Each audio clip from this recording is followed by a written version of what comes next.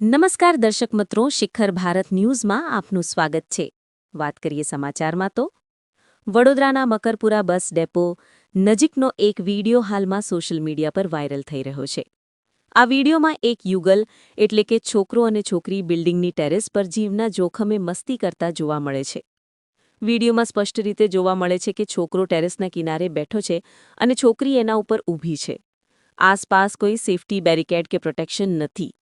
મકરપુરા ડેપોટ એ એવી જગ્યા છે જ્યાંથી ગુજરાતના વિવિધ શહેરો માટે બસો નીકળે છે અને આસપાસ ઘણી દુકાનો, ઓફિસો અને લોકોની અવરજવર રહે છે.